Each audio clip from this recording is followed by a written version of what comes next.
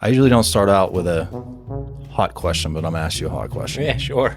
Have you ever lost your shoes at a roller skating rink? Yes, I have. I have no idea how you knew that, but yes, I did. So tell me the story about the lady at Aldi's every Sunday morning. And I will see you on the next episode of It's been a long week. Look, if we finally beat Medicare. One of the things that I see a lot with kids, especially now, is they're great kids, and then they step on the field and sometimes they're not so great kids. I've seen people go after refs. I've seen kids threaten to kill kids, grab scissors, go after kids. So I walked in and I had a brand new backpack on. These kids, they grabbed the backpack and tried to like rip it off of me. And then they pulled me in the center of their group and they just started like... If you could kind of summarize the biggest mental health struggle that you see with students, what is it? Welcome to the Barbells and Bourbon Podcast, the podcast that allows real people to tell real stories. I am your big, bald, bearded, barbell lifting, bourbon drinking son of a bitch, Shaun. And joining me today is Ryan Kesterholt. Hello, everyone. How are you? Welcome to our home, Ryan. Thank you. Thank you. Pleasure having you. I usually don't start out with a hot question, but I'm going to ask you a hot question. Yeah, sure. Have you ever lost your shoes at a roller skating rink? Yes, I have. I have no idea how you knew that, but yes, I did. A long, long time ago. What? How did you do that? I don't know. I just went, I got a real nice pair of shoes. They were a nice pair of Nikes, and I went to the Red Bank, it's actually Alcola skating rink up in New Bethlehem, and I came out, and my shoes were gone. I don't know where they went. Someone else took them and put them on and left with my shoes, so I have no idea where they ever went. I had a little insider information That's on funny. that one. That's funny. All right, but anyways, I do have a more serious question. So if you were put in a yearbook today, if your picture was in a yearbook, Yeah. the words above your picture would read, most likely to what? Probably CrossFit, because I do that all the time, and I work out quite a bit and train quite a bit for the sport of CrossFit. So probably something to that nature. Do you think most people know you as the CrossFit guy? Or is there something else that you think you're known for or people recognize you as? Around here, locally, I was an athletic trainer for 18 years. So working with athletes, injury-wise, strength and conditioning-wise, stuff like that. Potentially that as well. Okay. Yeah, I mean, that's probably something in that nature. The ice guy. The guy who tells you to put ice on it. So it's different than the water boy. Yeah. It's the ice guy. Yeah, I'm not a water What's boy. I didn't better? go to school for 4 years to be a water boy. But yeah, put some ice on it. All right. So actually CrossFit is kind of how we met. Yeah. Right. Because my girlfriend went to the same CrossFit gym that you instructed at. Yeah. And that's how we sort of met each other. Yeah. So you're sitting here today, CrossFitter, you were obviously in athletics. You help people, mainly kids with different injuries and just staying healthy and fit and ready to perform their sports. Yeah. What got you into athletics? Like, kind of take me back to your childhood and where you grew up and sort of build that story for me.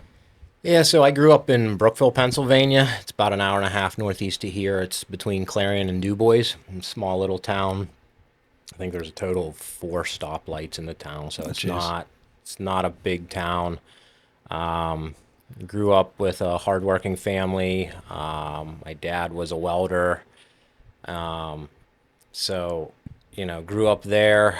I got involved in soccer pretty young. My dad was always my coach, doing soccer, and I played soccer up until I was in 10th grade. 10th grade, I was a sophomore, and then I started playing football as a sophomore.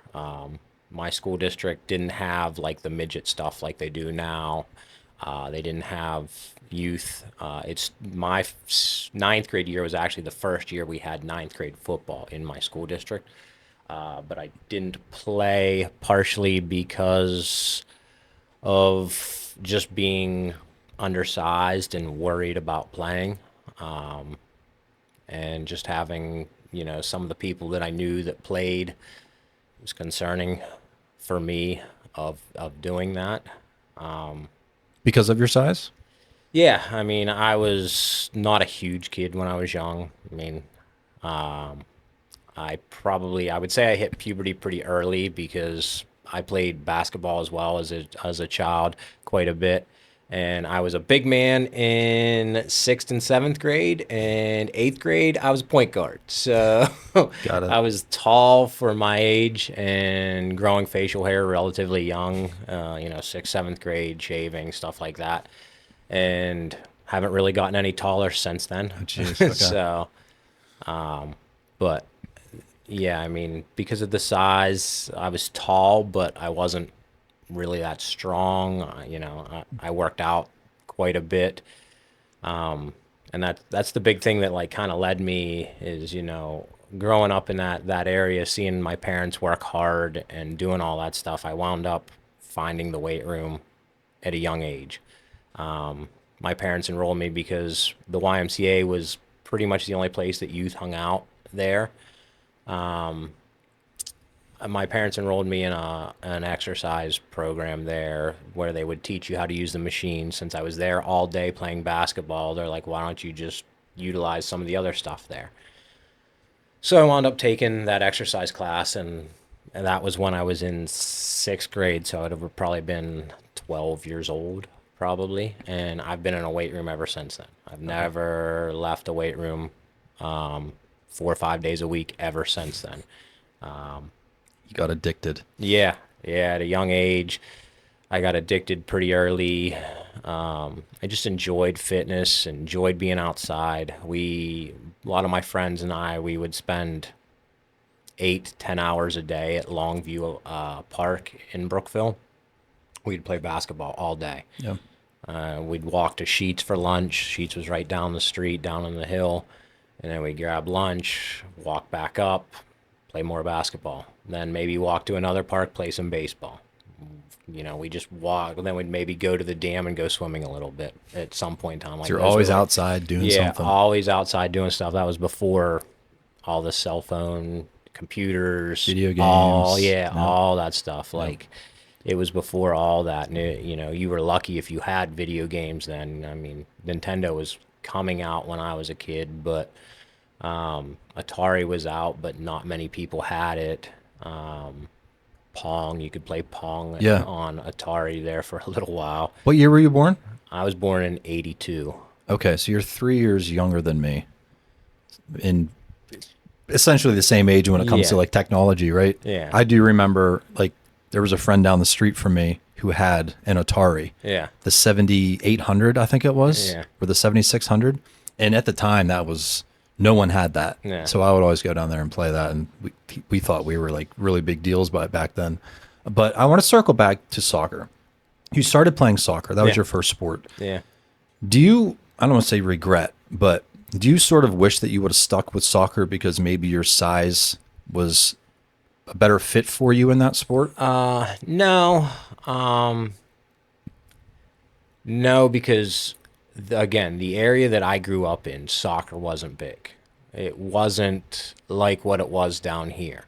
High school, like, again, my first years in high school, I think, were our first soccer teams. So we didn't even really have a soccer team that was known or anything like that. So I just gravitated to football because, again, some of my friends gravitated to football that weren't playing soccer. The people that played basketball, that played football usually. So we gravitated more towards that. And it's not, I don't really wish that I would have stuck with soccer. I mean, the lessons that football taught me, I will be forever grateful. And I love the sport of football. One of the regrets I have was not playing a college sport. I had potential to play either football or run track. And I kind of wish I would have done one of them. That's one thing that I do kind of regret in my life. Why didn't you do any of them? So one of the things for me is I've always felt overlooked. And I think that's another reason that I wound up gravitating to CrossFit, and we'll dive more into that stuff later. But I think that I've always felt overlooked, and, I had an offer to play at Grove City, Clarion, and the school that I really wanted to play at was Duquesne, which is where I wound up going to school. I wanted to play there, and I had a preferred walk-on, like one of those things where we'll let you walk on, we'll see how you work out. And I was worried that how hard school would be at Duquesne. That's why I didn't play. And balancing the two. Yeah. Because I came from a school where at the time, if you were a football player, like typical, like kind of varsity blues type stuff, if you were a football player, you didn't necessarily get given grades, but you didn't have to work as hard and you didn't have to study as much. And I didn't really study much in high school. So I was concerned about going to college and balancing that learning to study for the first time, and learning how to navigate all that stuff, navigate city life. Because look, I'm from a small podunk town in western Pennsylvania, like real small, and I'm moving to Pittsburgh. Yeah. And I got no idea what it's gonna be like. Like I didn't know what that was gonna be like. So you were being cautious. Yeah, just being cautious and trying to navigate that stuff. So in high school, you said you didn't study. Did you still get decent grades? Yeah, I was like an AB student. Oh, okay. Yeah, so you really didn't have to apply yourself to do well? No. I struggled with math. Math was generally the one subject I struggled with, but I had great teachers, and they helped me through and found ways for me to make up work or get back to those good grades that I was seeking. I had no issues grade-wise, anything like that. So you didn't play football in college? No. You wanted to focus more on academics. So what did you major in? I majored in athletic training at Duquesne. Okay. So, it was a great major, great school. Really enjoyed my time at Duquesne. Great experiences there. Did you live the college life? Yeah. Well, not really in college. It was more after college that I wound up living the college life. Again, so I was worried about learning to study, and I struggled my freshman year. I really did struggle my freshman year in college. I think I had like a 2.3, maybe 2.5 at the end of my first year, in my freshman year. And, they weren't threatening to throw me out of the program, but they were like, you need to find ways to get this up. You need to do much better than this. And, my second year, I wound up doing much better. I think I wound up getting like a 3.5 or something like that. So much better, and wound up just doing much better. Once we got into the classes that I actually enjoyed, things worked themselves out. Isn't it funny how you do better with things that you enjoy? Yeah, it's just those base classes that you got to suffer through and find ways to buckle down and, navigating that college life, that things that were there that weren't available to me in small town America was completely different. And it took a year of learning to get there and figure that stuff out. So when you chose that major, what job did you kind of envision yourself having? So the job that I actually have now, so I'm no longer the athletic trainer anymore at the local high school here. I'm now the manager of sports performance and wellness. So I basically do a lot of strength and conditioning stuff with athletes, and I do some wellness stuff in the school district. That's actually coming out of high school. That's what I thought athletic training was strength and conditioning. I didn't realize that they were both, and it wasn't until like my midway through my sophomore year that I learned what athletic training was. And I was like, oh, this is a little different, but I can still do both at the same time, and found ways to navigate that and be able to still work in multiple gyms throughout the Pittsburgh area over the years, and still do athletic training. And then that wound up getting me to the position that I'm in now. So you mentioned wellness, and I know wellness is one of those very vague, broad terms. Yeah. Do you deal with nutrition and mental health and like that kind of stuff? Yeah. I Wow. do a lot of like, one of the things I do is if athletes are interested, they can email me and I'll work out a nutritional program for them. I don't necessarily give them direct meals to eat or direct foods to eat because everyone's different and they're young. They got to figure what's good for them out. So I try to counsel them and educate them on how to take a nutritional journal, things to write in a nutritional journal that you should be writing down. How are you feeling? What did that food make you feel like? Did it make you feel bloated? Did it give you energy? How did you feel the next day? All that stuff from that stuff. And then from there, you can figure out your meals. But I give you your macros about how much you should be eating per day. And So you just give them guidelines to try to follow. just basic guidelines. And if they're interested in more, then we'll try and work and get more done. But that's just generally what it is. And then as far as the mental health aspect, I work with one of the social workers at the school quite a bit. And we started doing these once a week to once every other week, sometimes every 3 weeks, we do a mental health talk with the athletes for about a half hour after school. We get together, relatively smaller groups, and try and just discuss topics, athlete anxiety, things that can come up during an athletic season and ways to navigate them, give them strategies that can help them figure things out, figure that stuff out. A lot of stuff like that.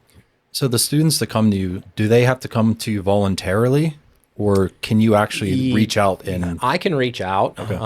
and it can be voluntarily as well. I mean, I get some referrals from coaches. Hey, this person's feeling a certain way. Can you talk with them, meet with them, and I'll meet with them, and usually I'll bring in that social worker so that we have someone who's educated in that stuff as well to try and work with them and just make those contacts and connections together and try and get everybody together and try and figure out a solution to help the person. Do parents of students ever reach out to you?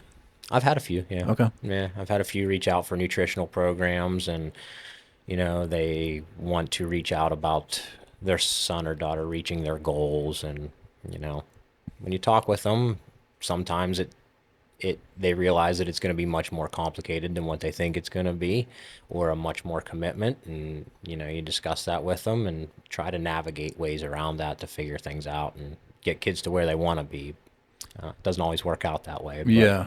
How much do you focus on habits with kids? Because they're young-minded. Yeah. Their friends are typically the biggest influences in their life. Yeah. Right. So how much do you focus on forming good habits or that's something changing bad habits? I mean, that's something that I try to talk to kids almost every day and every session about is their habits. I mean, when you talk to a lot of these teams at the beginning of the season, you ask them, how many of you kids want to play college sports? A lot of them raise their hands. Some of them don't. Some of them have no interest in playing, and that's great. Still play your sport. Whether you have an interest or not, you need to be playing sports, because the lessons that you're going to learn from playing sports far outweigh working, doing that stuff. You got the rest of your life to work. You only got till you're 18 to play high school sports. Do it. Play. Have fun. Enjoy it. Learn those team things. Learn all that stuff. But when you ask those questions, you get a ton of kids that'll raise their hands up, and then you look at them and say, show me your habits. What are your habits? Or do you have, you get a lot of these kids that say they have D1 aspirations. Do they have D1 habits? Are they willing to wake up early, make themselves breakfast before school? Are they willing to eat multiple meals throughout school, whether they have to sneak a meal or whatever, have trail mix in their bag, take a handful of trail mix in between classes just to meet their calorie needs every day? Are they willing to do that? Are they doing it? They may be willing to, but they may not still be doing it. Are they hanging out with the right type of people? Are they coming home doing their homework? Are they going to bed on time? Are they meeting all their training goals? Are they showing up 4 days a week for training and then maybe doing an extra day or two outside of that on their own? Those are all big habits that if you want to be a Division I player, it's what it takes. I mean, that's how these kids get there, is they are committed to the process, and that's what it is it's a process. And Yeah. it takes sacrifice, just like everything in life does. I mean, Have you ever dealt with adults? Yeah. I mean, I've done, like I said, I've worked in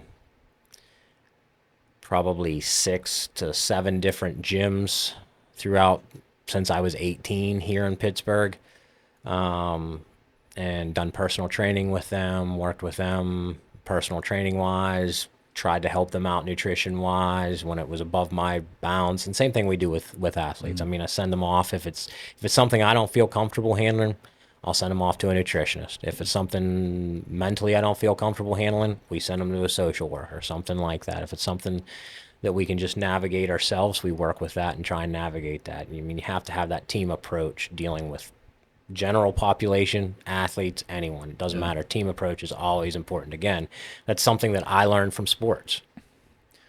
Try and explain the dynamics between working with adults versus working with kids. What's the biggest hurdle to get each of those groups to do what you're telling them to do? Oh, the big hurdle for adults is the time management. And I mean, it's pretty similar with high school kids. It's just adult time management is more like work stress, Family, kids, yeah, that type of stuff. Whereas youth, it's more friend, video games. Get up before noon. Get up before noon. Stop sleeping until noon, 2:00. Yeah. We have kids that they come to practices and, we start our conditioning or something like that, and they're off in the corner throwing up. And I'm like, all right, well, what happened to you? Well, when did you eat last? I got up at 2. Conditioning started at 2:30. And I'm like, well, when did you eat? They're like, well, I got up and then I had like a bowl of cereal. And I'm like, so like 15 minutes ago you had milk and cereal, and now we're running in 90-degree heat out here, buddy, and it's just churning in your belly. What do you think's gonna happen here? Like, this isn't gonna work out. Like, that's stuff that we see all the time. And it seems like it's common sense. Yeah, right? it should be, but for those young minds, they're so focused on living that life of being a kid. Yeah. And I don't think this generation today takes things as seriously as maybe some of the younger generations did. No, I agree. I think, so not necessarily maybe they don't take it as seriously. I just think currently they have so many different stressors and stuff that we didn't have, and they're trying to find ways to navigate these new stresses. And, you hate to be that older man or a woman and be like, oh, back in my day, you know, but we didn't have the same stresses that they have today. Can you elaborate on what those stresses are and the difference? Obvious social media. I mean, the bullying and all of that stuff, and living with social media where everything is thrown in your face constantly. You can't escape it, and everything's positive all the time. Like, most people don't put out their negative stuff on social media. They just generally don't. It's not what it's used for. And nobody wants to express their negative stuff. Right. And it's one big competition too. Yeah, exactly. So it winds up being, these kids are trying to navigate that, and it just continually grows by the year. Like, when you and I were in college, or even a little bit after college, we had MySpace. That was like the only social media. Now there's like 10 different social medias out there that these kids are using. And I'm sure there's even ones that we don't even know, and they're just popping up, and they're going to grow. And again, that's another way that these kids are going to be stressed out and have to navigate life. And it's different. And us as adults, we're trying to figure out how to navigate it with our kids. And sometimes we struggle with it just like they're struggling with it. So Yeah, it is hard to relate as an adult with the kids these days. Yeah, Sometimes. I mean, I know it you is. have kids, or Yeah. you have Yeah, I have one. I one have a boy, son, and yeah. he's on the younger side. Yeah, he's 11. Yeah, I have 3 teenagers and 2 step teenagers, so I have 5 total teenagers. Yeah. So I'm living kind of through them what it's like to be a kid today. Yeah. And I don't know, all the stimulus with the phones Yeah. would stress me out. Yeah. Like it's all going off nonstop, and they're swiping between different apps and snapping a picture. And Yeah. I mean, it stresses me out watching it. Yeah, it does. I mean, and that's all stress, and you got to find ways to navigate it. Again, I can't advocate for sports enough because it's a stress reliever. It's ways to help you. It can be a stressor, but it's also a stress reliever too. Just anything physical, finding something physical to move your body is going to help relieve stress. So you mentioned the mental health side of things and working with the students, and this whole social media topic kind of, I guess, relates to that. But if you could kind of summarize the biggest mental health struggle that you see with students, what is it? Anxiety. Yeah. Anxiety quite a bit. Yeah. See a lot of anxious kids. Can they explain why they're anxious all the time? No.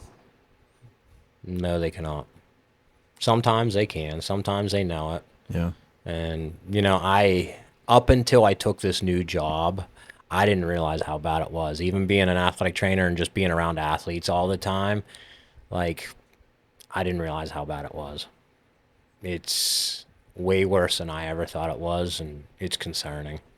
It really is. What do you try to do when someone comes to you that has anxiety? Like, what are you, I guess, capable of doing as far as what your profession is? So if they're really struggling with it, like I said, I'll refer off to a social worker.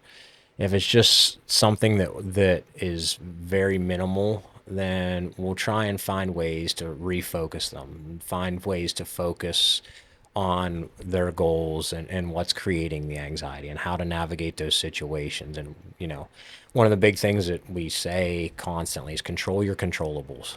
Control what you can control and don't worry about the rest. The rest will work themselves out if you control what you can control.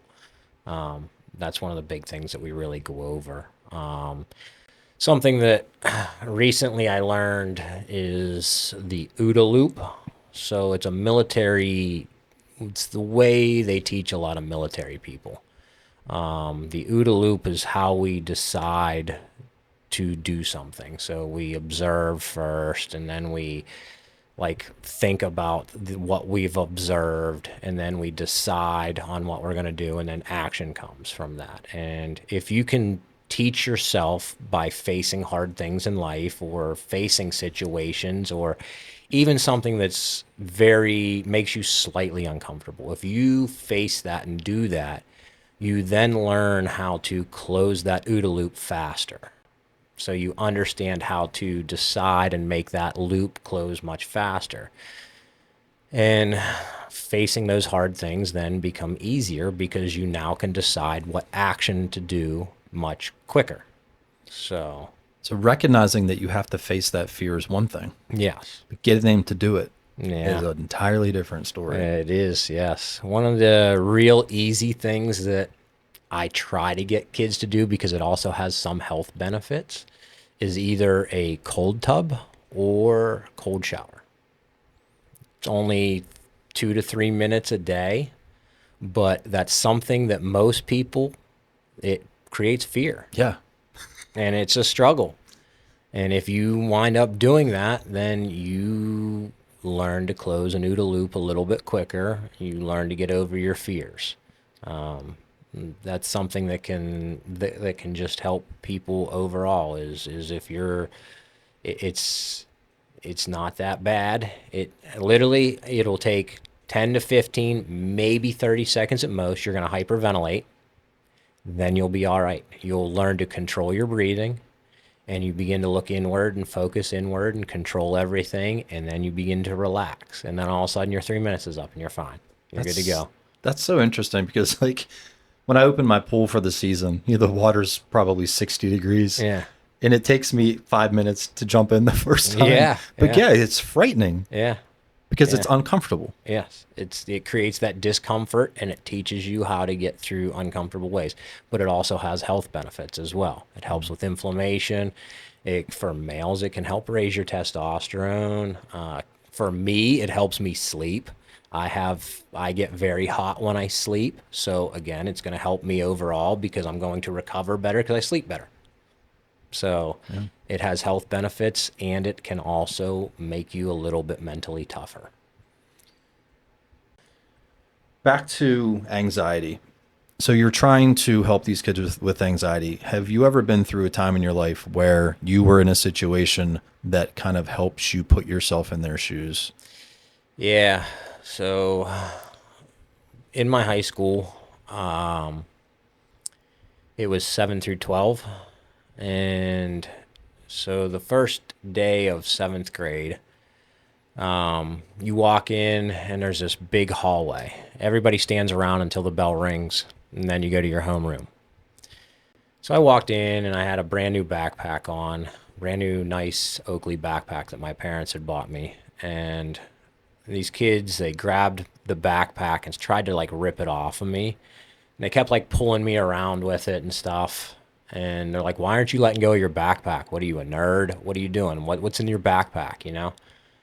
And then they pulled me in the center of their group, and they just started like trying to rip the backpack off. And then they started like giving me dead legs, where you'd take your knee and shove it into your IT band, or they would hit me in the ribs or in the arm, nowhere where it would show a mark, and they did it continually until that bell rang. And I just wound up standing there taking it. And it was also that day that, I had been in the weight room for about a year, but it was that day also that I vowed to never not be in a weight room, because I vowed to never let something like that, not be strong enough to let something like that happen again, not be able to walk away or get out of those situations or fight my way out of, like, not necessarily fight my way out, but be able to navigate out of that situation.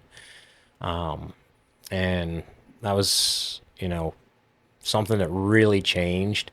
And it was also that day that I realized that in the area that I was in, it was more like a dog-eat-dog world. You were either the big dog or you were Getting eaten alive. Yeah, you were getting eaten alive.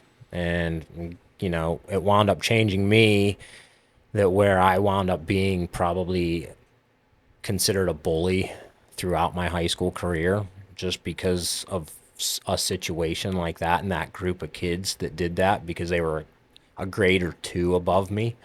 And so when it became my turn to be the big dog, I didn't necessarily do something like that, but I'm sure that I was mean to a lot of kids. And,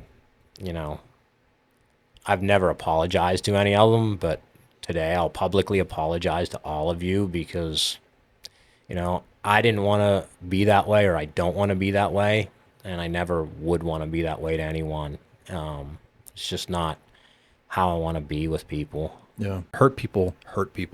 Yeah. Right. I mean, And you were damaged Yeah. through that experience. Yeah. I'm not going to say it excuses your actions. no, it definitely doesn't. No. But But it's at least a reason behind your actions. Yeah. Again, it's not excusable. Again, it's just like the kids today. I was trying to navigate life and navigate growing up, and I saw that at the time it was, you were either the bully or you were getting bullied. It was one of the two. There wasn't any in between area. Wow. And unfortunately, I kind of have a different view on it now, because I think it's part nature. I mean, humans are still a part of nature. And if you look at nature, there's always something. It's the food chain, right? Yeah, exactly. We're It's at the top of the food It's chain. the food chain. And at that time, I was the young, small fish in the sea and getting eaten up. And as I got bigger, I wound up doing the same thing, and just it doesn't excuse it, but you got to find ways to navigate those urges. Yeah. Everyone's going to have those urges, because I think it's part of nature to try and exert dominance over someone. No one wants to lose. Yeah. The way the Right. kids nowadays are exerting dominance is via social media. And again, you can't escape that. No. It's unfortunate. I want to keep talking about bullying, but first, Yeah. I'm thirsty. Are you thirsty? Yes, I am. So you said before this episode that you didn't really want to drink bourbon. That's totally fine. It's not a requirement, but I do have some delicious supplements on the shelf from Project One Nutrition, if I can interest you. Yeah, sure. I'll try the electrolytes here. All right, pull her Yeah, down. those look good. So Project One Nutrition, thank you so much for providing these for my non-drinking guests or the guests that want to stay on the healthier side. So this is the berry flavor. They are fantastic. This would be good for your athletes there, Ryan. Yeah, I know. I do recommend electrolytes quite a bit to people. Especially the ones that are just eating a bowl of cereal for conditioning practice. Yeah. Can you set that back, please? Yeah. Thank you. They'd be better off just having something like this Yeah. than milk. Oh, it like makes me sick just thinking about eating a bowl of cereal Yeah. before running a 90-degree heat. No way. I mean, some of the things these kids do, I mean, it's just, and I mean, I remember back when I was in high school, not necessarily me, because my parents kind of helped me Cheers, to man. navigate that stuff and practices and that stuff and wake me up and they, try to teach me a routine of getting up, being prepared for stuff, knowing that they were hardworking and they tried to do that stuff. So, I mean, I remember kids doing it back then too. Same thing. Yeah. So back to bullying, and then I want to talk about parenting. I was bullied in high school, and that situation created who I am today. Yeah. Just like you. Yeah. It made me want to start lifting weights so I wasn't a target. Yeah. It made me want to bully back Yeah. at first. Yeah. And then I realized I know how bad that hurts. I never want to bully anybody, right? But my first reaction was, I'm going to bully poor innocent people too, right? There, take that. Yeah. See how it feels, even though they had nothing to do with it in the first place. I'm actually hoping to get my bully on this podcast. Yeah. I've reached out to him. Yeah. And if he's watching this, you already know. I'm not going to name drop, but not just to talk about that situation, but I do want to ask him questions. And he remembers it. Yeah. I had made a post on Facebook, this was years ago, about being bullied and it creating me and what it helped me learn. And he actually reached out to me and said, if I was the bully that you're talking about, I apologize. Oh, that's awesome. And I was like, Yeah. wow. So, and I was just like, yeah, actually you were that person that I was talking about. I really appreciate it. I forgive you. But I want to ask him, and he might not be able to answer why he did it. Yeah. Maybe he was going through some shit at home or who knows. But anyways, I think it would be cool to talk to him just about life in general too. But parenting, how much, this is going to be a tricky topic and a tricky question, but how much do you blame parenting on kids today being kind of lost or not disciplined? I mean, it depends. It depends on how involved the parent is. There's no manual. Parenting's tough. I mean, the best you can do is just be involved, talk with your kids. Look, they're kids. They're not going to talk back. You got to ask the tough questions too. You got to ask tough questions. You can't be afraid to talk to them. You can't be afraid to be emotional in front of them. They're little humans just like your wife, your husband, your best friend, whoever you talk to. You got to talk with them too. I mean, even when you talk to them, they're not always going to reveal everything. Yeah. So, I mean, some kids are really good at hiding a lot of things, especially now. I mean, before it was a little bit harder to hide because You didn't have your cell phone. You didn't have 10 different social media accounts. You didn't have all that stuff. It's just you had you. If you wanted to hide away from it, it was you were outside playing. Yeah. Yeah, that's true. Yeah. Literally hiding. Yeah, you were literally hiding outside somewhere in the woods. I don't know. Yeah. You were hiding doing something. Yeah. So, I mean, now they hide all these other little things from you. I think it's important to know who your kids' friends are too. Yeah, I agree. Meet them. Yeah, again, coming Introduce back to those yourselves to habits, them. those Have them in habits. your house. Yeah. I would hope that your kids and their friends would think twice if you've built a relationship with them. Yeah. A respectful relationship with them. Because I think they'd be less likely to want to let you down or disappoint you.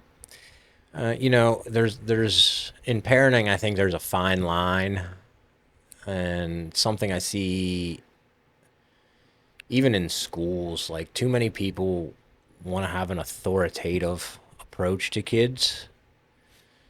And I don't know how you feel about authority, but I'm not going to tell all of my secrets and everything to people in power and authority people that have authority over me. I'm going to not let that out there because you gotta, but you can't be their best friend either, because then sometimes you let too much slide or you don't recognize things. They take advantage. There's that fine line that you have to find, and every parent's trying to navigate it, and it's not easy to find. I like to call it respect. Yeah. Not Yeah. authority. No. I don't want my children to fear me. No. I just want some respect, Yeah. you know? Yeah, I want them to respect me, and I want them to look at me and be like, you know, he wanted the best for me. He was hard on me. He was very hard on me, but he did that so that when I get older, my, you know, son, I'm hoping that when he gets older, he's able to be like, okay, I got this because my dad was hard on me. Yeah. And he wouldn't let me either quit or fail, or, I mean, you have to let kids fail, not necessarily fail, but like, They need to make mistakes. yes, they need to find their way. They need to find their way at the same time. Like, you got to mess things up and you got to navigate that stuff as well. And if you mess up, you got to find a way to clean it up. Yeah. It can't be, I'm not going to let you ruin your life, but I'm not going to let you not learn either at the same time, you know? And you also need to build a trust with them that they can come and talk to you about things, and not to kind of like go off the handle as soon as they say, "Oh, Dad, I have something I need to tell you." You know, stay calm. Yeah. Because we were kids once, right? We all made mistakes. I did some dumb shit. I don't know about you, but yeah, I mean, there's worse things than, you know, I wrecked the car. We just went through that situation. Yeah. It sucks. Yeah. But whatever, it's a car. Everyone was fine. Yeah. As long as everybody's all right, you're healthy, you're good to go. Hopefully We'll there's a figure it out. lesson learned there. Yeah.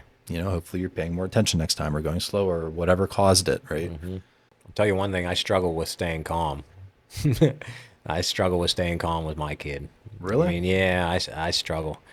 I don't know what it is. It's just children, or my child especially, he ignites a fire in me. But Like when he does something wrong? yeah, I struggle with, well, not necessarily wrong. Well, sometimes. Depends on what he did. Depends on what he did wrong. And if it's a multi-offense. If it's that's usually the case, because it's a multi-offense. Usually if it's the first offense, I try to stay somewhat calm. But multi-offenses, I struggle. So would you say you're a strict parent? Strictish, yeah. Yeah. For the most part. Strict, but also free. You know, like you said, you got to let them learn, and you can't keep them cooped up. You got to let them navigate and be somewhat free at the same time, so that they can learn to be functional adults. You can't. So, I mean, yeah, if you shelter them too much, once they get out into the wild, yeah. they're like, this is awesome. And they start wrecking everything, right? Yeah, because they've never 100%. been They've never been able stimulated to do that. before. Yeah, you they've know? never been able to. They've never been free. They Yeah. have all this freedom, and they don't know what to do with it. And then all of a sudden, they struggle with that too. It's like these football players that get these huge contracts. Yeah. and they get all this money and they make stupid mistakes. Oh yeah. Make very stupid decisions. Yeah. You know? Well, there again, that's another thing. Now that's becoming younger and younger because now you have NIL deals with high school kids. There's high school kids that are making boatloads of money currently advertising for car companies or something like that, because especially not necessarily here in PA, but like in Texas and North Carolina and Florida and Alabama, those states down there where football's huge. I mean, some of those kids are making big contracts now for NIL deals. And think about being 16, stud quarterback. You get $100,000 contract just because you're a good football player, and they want you to like be seen driving one of their cars or something. How do you feel about that? I mean, I think it's gonna. I don't know. I mean, I don't like it. I don't think they should be getting paid for high school sports. College, I think they should be, because they're making those universities a lot of money. But I mean, that's a whole different story. You know, the transfer portal, all that stuff has made college sports so different and interesting now compared to what it used to be. Do you think it would be easy to stay humble if you're one of those 16-year-olds getting $100,000 contract? It would be tough. It would blow your ego out of the freaking water. For sure. Yeah. Yeah, for sure. Just, I mean, for example, the 16-year-old who just qualified for the Olympics. He's going to be on the 4x400 meter team. He's 16. Like, you think he's not going to be, like, I just couldn't navigate that. I couldn't imagine that at 16. Like, No. You are going to be on the biggest stage for your sport at 16. And you're 16 and running against grown men. It's like, where do you go from there? And that's another thing. Yeah. Like, you've reached, I hate to use this term, the peak of Everest, right? You've reached the top. What does that do to your like purpose after that? Like, you've already done it all. Yeah. Where do I go from here? You're going to feel like a failure maybe. Yeah. The rest of your life. Just think about that. So the kid's 16. He's going to train for the next 4 years for the next Olympics to be at the 400 himself, not the 4x4 team. He's going to try to make it for the individual 400. Let's say he fails. Yeah. He trained 4 years of his life. Threw away 4 years. Yeah. I mean, to some people, they may see it as he threw away 4 years. He trained for 4 years and didn't make it. Yeah. How is that going to make him feel? What is that going to do for him mentally? You know what these contracts should come with? Therapy. Yeah, 100%. An assigned therapist. Yeah. Once a week. We're going to sit down and let's talk. As long as that contract goes. Yeah. Just to keep them grounded. Yeah, and keep their mental health okay, because, I mean, their brains are developing, and if that turns into a failure, I couldn't imagine that as a kid, being 20 years old, working for 4 years and failing.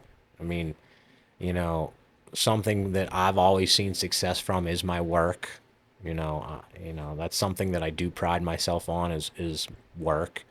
I've worked 2 jobs since I was 15, at least 2 jobs since I was 15. Currently still have 2 jobs. I've never not had at least 2 jobs. So I think that, you know, priding myself on my work and having some success from my work is probably what's kept me working. But to work for 4 years and have it fail, I don't know that I'd want to work anymore. Yeah. You know? Yeah, it would be hard to stay in that job. Yeah. Yeah. You know? I mean, that's basically his job. It'd be hard to be like, all right, I'm going Let's pull my pants back up and I'm going to give it train another go. Yeah, and at that point, you're going to be 24. Yeah. And that's probably your last shot. Because at 28, you're starting to age up. You're getting out of the Olympic age. And that's their career. You can't hold a full-time job while you're doing that. No. I wouldn't think. I don't know. I've never trained for the Olympics, but it would be, I mean. They have a livelihood to think about. Starting families. That kid's got to go to school. He's got to go to school every day. Yeah. He's got high school to still graduate from. He's got 2 more years of high school, 3 more years of high school left. Yeah.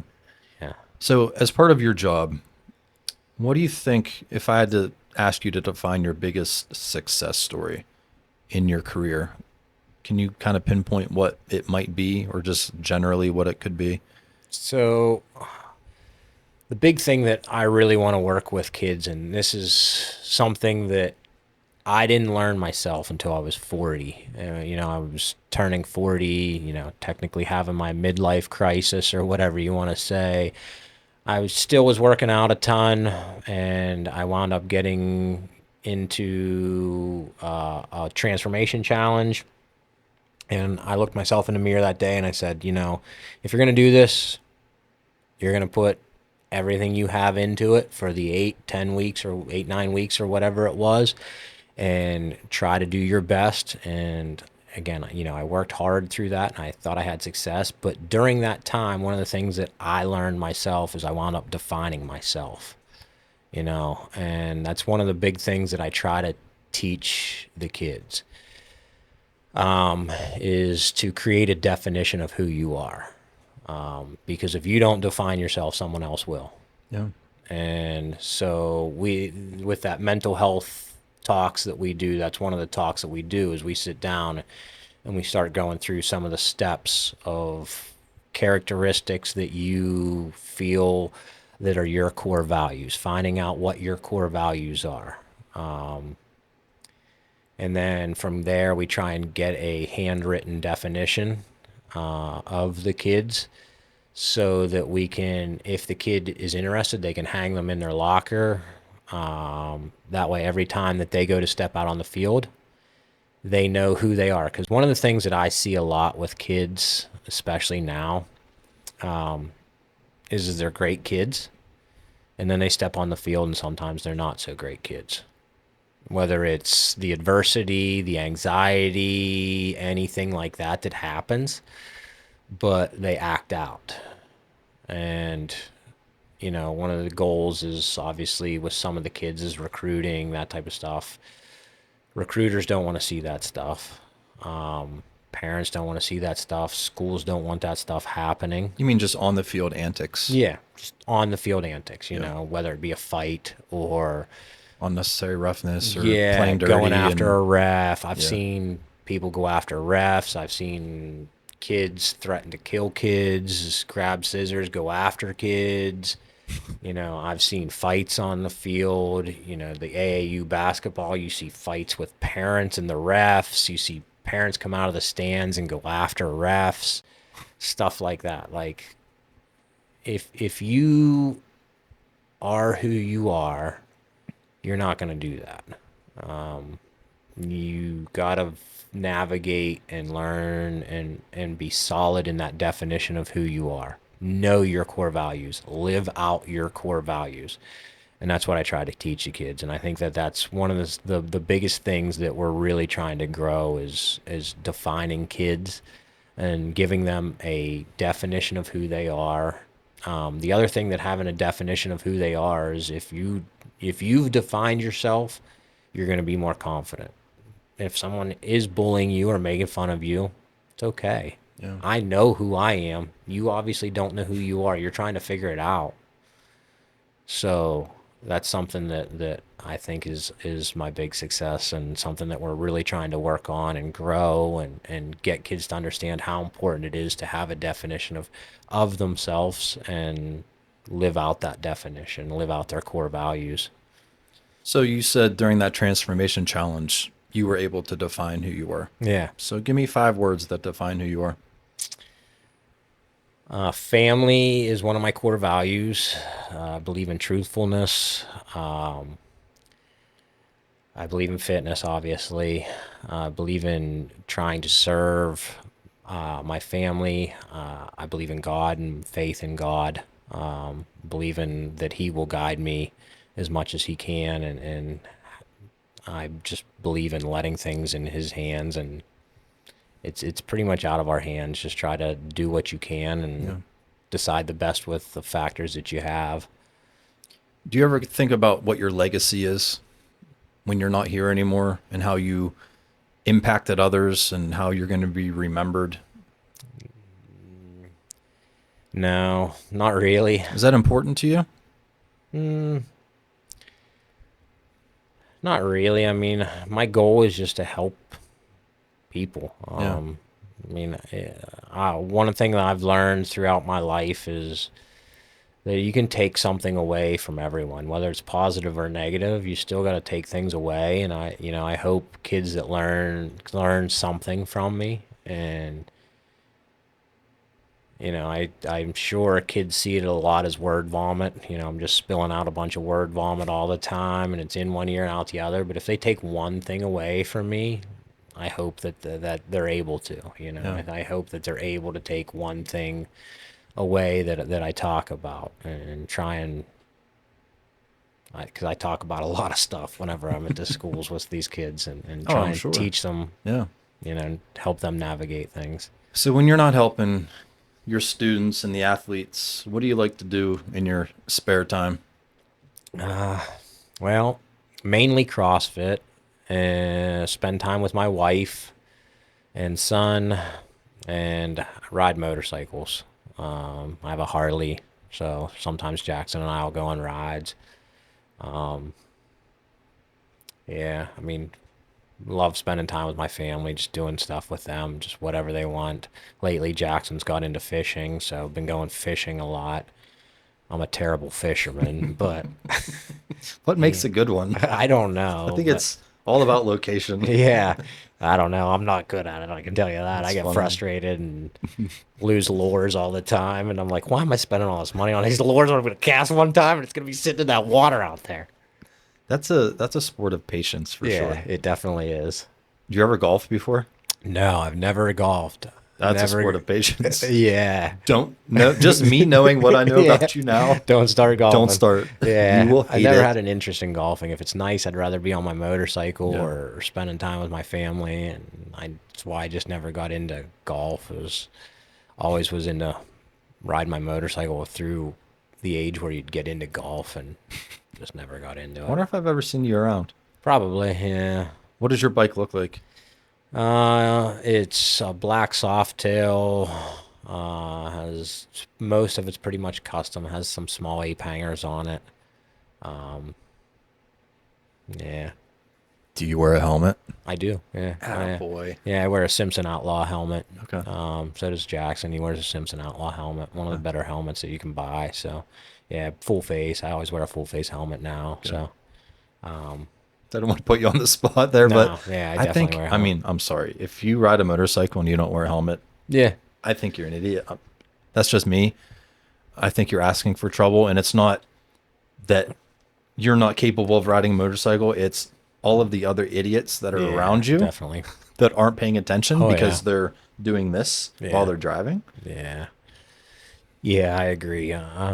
Today's day and age, I mean, I think you have to. I will not wear a full face helmet ever again. I was in a motorcycle accident probably 10 years ago. Yeah, probably around 10 years ago now. It wasn't bad, but it's my fault. But I wasn't wearing a full face helmet at the time, and the mirror wound up breaking off and hit me in the lip and split my lip in half right here. And I think since then I've always worn a full face helmet ever since then. All right, man, we're going to arm wrestle now. Oh no. Oh, yeah.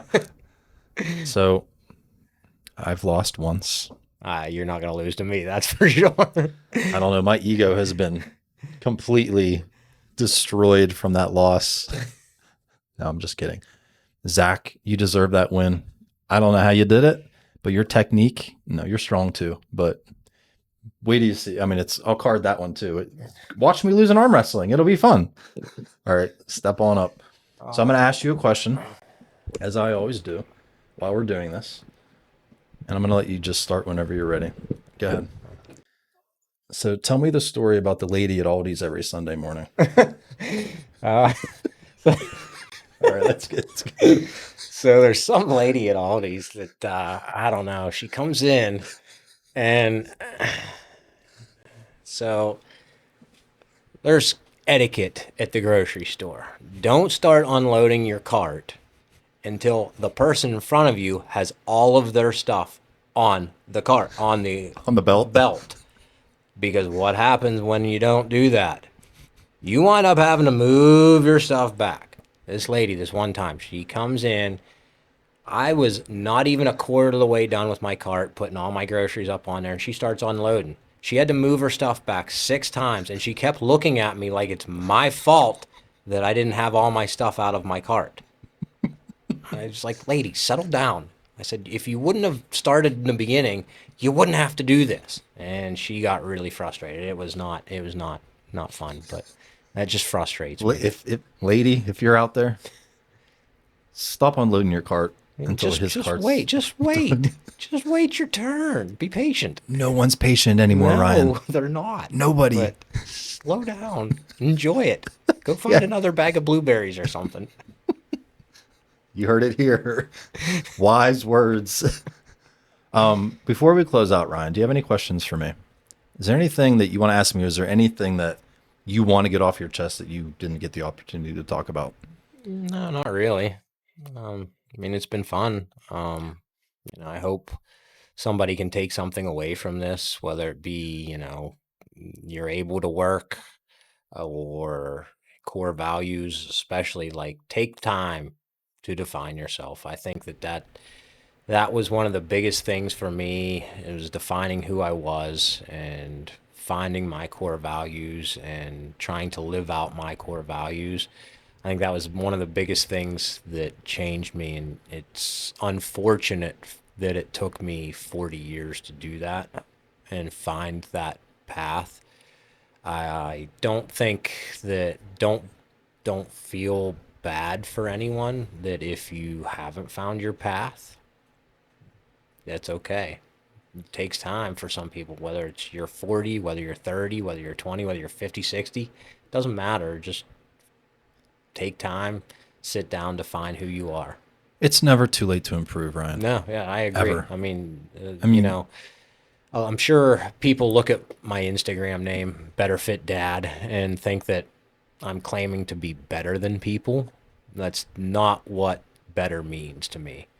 If you notice, it's better has periods in it. Better stands for something for me. Better stands for building everyone together through exercising regularly. And that's what I do is I exercise regularly, and I'm trying to build people through doing that and teach them lessons and provide advice and do those things. It's not me claiming that I'm a better father than anyone or I'm more fit than anyone. It has meaning to me. It's funny that you said that because I never even thought about, and I've noticed the periods between those letters, and I never really, first of all, I didn't look at your account name and be like, oh, he thinks he's better. I actually looked at it as a positive. Yeah. I know you're proud of your fitness abilities and you're into fitness. I thought you were just proud that you're a fit dad. And I'm just like, yeah, hell yeah, man. No, but now that you explain the actual meaning of it, it makes a lot more sense. Yeah. So that was something I came up with, and that was one of the gyms that I ran. That was our name, was the Better Fit Club, building everyone together through exercising regularly. And, it's what I call my home gym now. So I love it. Yeah. So you mentioned midlife crisis. Yeah. I feel like I'm going through one now. I'd started a damn podcast at the age of 45. Yeah. But I did that so people like you can help everyone else out there. And, before you started talking about your Instagram name and stuff, you said that you hope that this helps somebody. Yeah. You're going to help parents of teenagers, parents of children, right? You're going to help children who are dealing with mental problems. So I know you're going to help someone through this. So I appreciate it. I hope so. And one of the biggest takeaways I think you can take away from someone like me is, it's hard to face the hard things, but the more you face them, the easier it becomes. That's the biggest thing I've learned in life is seek out those hard things. It's not fun when you get started doing them, but if you continually seek them out and do the hard things, they get easier. It gets easier to do hard stuff. Builds character? Yes. Builds Confidence? mental toughness. Yep, builds mental toughness, builds character, builds confidence, builds strength. It just can build all of that stuff, and it can help you leaps and bounds in life. What do they say? If it was easy, everyone would be doing it, right? Yeah. So It's very cliche, but it's true. take the car off cruise control, guys, and floor it. Right? That's kind of like my analogy. Yeah. Is, don't set cruise control through life. Yeah. It's not fun. No. You're not challenged with anything. You're just sitting back and just taking it all in. Right. Yeah. Find something to challenge you. Right. Find those challenges. Thanks for coming, man. I appreciate it. Thanks for having me. Don't forget to watch one of these episodes, and don't forget to subscribe. And I will see you on the next episode of Barbells and Bourbon. Peace.